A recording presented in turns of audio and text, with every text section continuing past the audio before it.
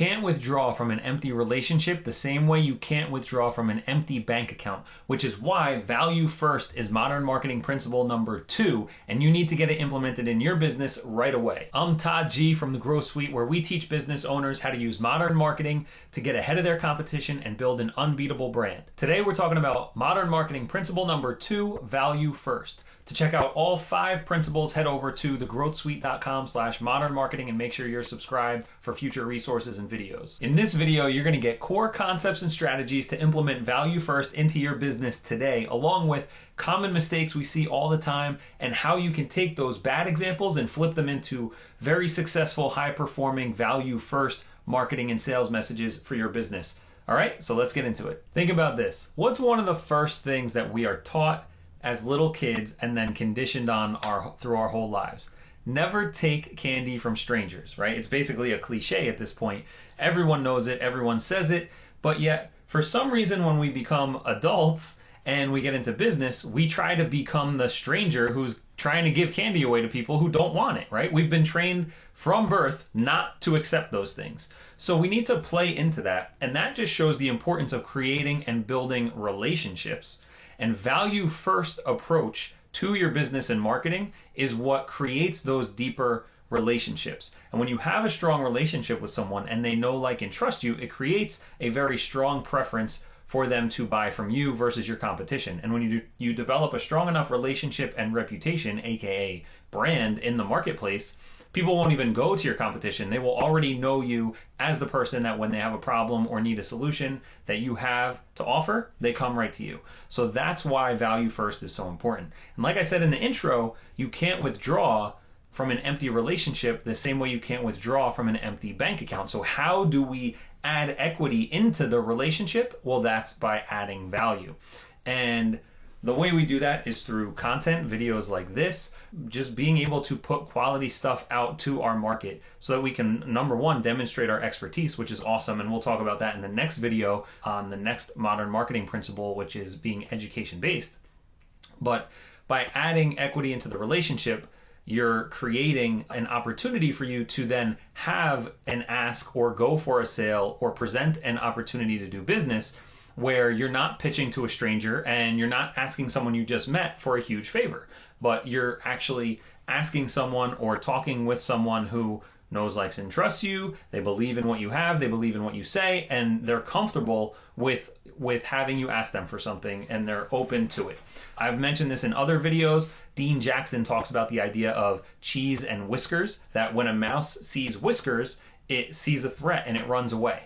And that's the same thing that happens when we come at people instead of from a customer-centric, which is principle number 1, and value-first approach. They see whiskers and they shut down and run away. We've been trained not to take candy from strangers. We've also been trained to skip commercials or anything that looks like a salesperson because our entire lives we get annoyed by people who try and sell us stuff. But there's a secret. People love to buy stuff. So how do you put yourself in a position where they're going to want to buy stuff from you? Well, you don't approach things by selling all the time. You don't approach things by asking, right? Gary Vee talks about it in his book. The name of the book is Jab, Jab, Jab, Right Hook. It's give, give, give, ask. And that's the approach to take. So a question that people will ask is, well, when is it appropriate to ask for something or go for the sale? And how much content or value do we need to put out before we can do that? Well, it all depends on the pain that your audience feels and the problems that they have and how badly they already want the outcome that you can provide them, and how strong your relationship is and how much relative cost there is to what it is you're trying to sell them. So you need to have a stronger relationship the higher the price point or the higher the cost, perceived cost of what you're going to ask. And that's all relative to your industry, right? If you're selling a $5 pack of gum, it doesn't need to really be that strong. If you're selling $500,000 enterprise software, then you're going to have to take a while to develop that strong relationship so that they know, like, and trust you and have confidence in what you're doing. But a good ratio in anything in life always turns out to be a baseline of start with the 80-20 rule, right? 80% value, 20% ask. And there's 2 ways that you can think about this. Number 1 is the obvious way of, like, okay, well, I'm going to put out 10 social media posts or 10 social media ads or 10 blog posts, whatever. And so 8 of those things will be pure content and pure value, and then 2 of those things will be some kind of promotion or sale, right? If we're sending out emails, that's a good cadence of, 80-20 rule. But then there's also the other way to use the 80-20 rule is that in your valuable content, if you put enough value up front, you can do 80% content, 20% ask. Maybe you want to go 90-10, 95-5. But as long as you're really adding a lot of value up front, putting equity into the relationship and positioning things appropriately, when you have a proper and congruent offer, like if you give 80% quality content and you have a service or a product that just seamlessly adds right into that conversation, then it's totally okay and cool to say, hey, we also have this in case at this point you're thinking about it, right? Because you've put that value up front, you've put equity into the relationship, you've put the value first. Coming up, we're going to go over some very common mistakes, and I'll also show you examples of how to take those mistakes and turn them into value first examples that will work for you. But let's just go over real quick, what is the definition of value? Value is the importance, worth, or usefulness of something, considered to be important or beneficial.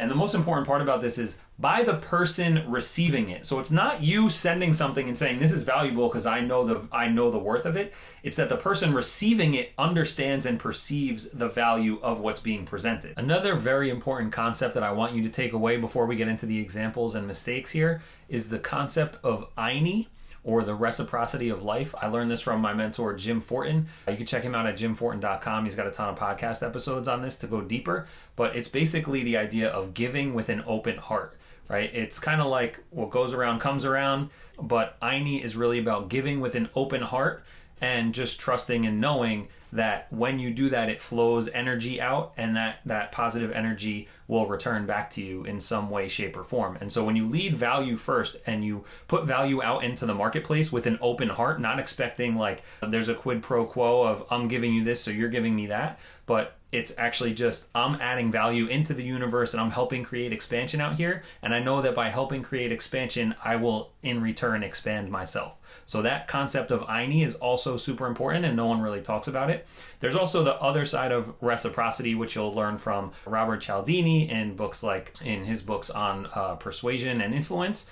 But that reciprocity is that human nature of like when someone gives us something, we kind of feel like we need to give them something back in return, even if it's subconscious. So there's that level of reciprocity too, but don't mistake that reciprocity for the reciprocity of life and INI by putting value out into the universe and creating expansion so that you in return will also expand. All right, now let's talk about a couple of common mistakes that I see out there every single day on social media and in my inbox, in my email, and on the phone when I'm getting cold calls.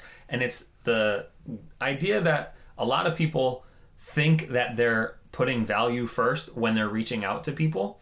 However, like I mentioned before, there's no perceived value by the person receiving it. So when you're sending out a message to someone and saying like, hey, I'll give you 45 minutes of my time for free, that's super valuable. Well, that 45 minutes of your time is valuable to you, but if they don't already know, like, and trust you, if they don't understand your position of authority and the value that you bring to the table, then it's not valuable to them, and it's just costing them 45 minutes, right? Like, it's not very compelling to just say like, hey, I'm going to give you my time and that's valuable to me, so you should think it's valuable.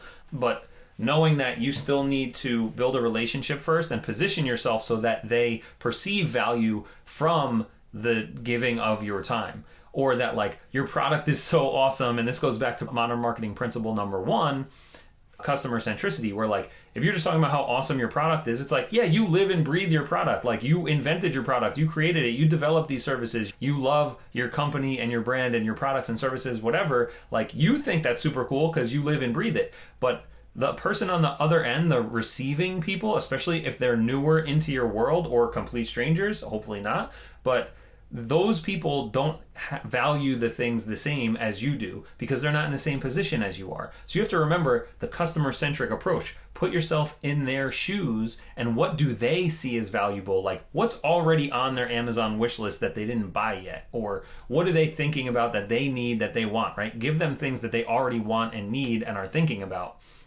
That's how you can go value first. Giving someone a free call out of the blue is not going to help you put equity into the bank of the relationships. I see so many people will come to us and say, hey, our emails aren't working. We're offering this value. Our messages aren't working. We're telling people you can get a free 45-minute call with us. Isn't that so great? Like, that's so valuable. But there's no perceived value, especially in most markets today. That's a saturated message where everyone kind of knows that free 45 minutes is actually just going to be a sales call where you're trying to pitch them, unless you've built a relationship and reputation with them that they can trust you, where if I give you 45 minutes of my time, that I trust you that there's going to be value in it for me. That's where you need to get yourself in a position. So thinking and taking that modern marketing principle number one approach of customer centricity and how do you create value in their perspective.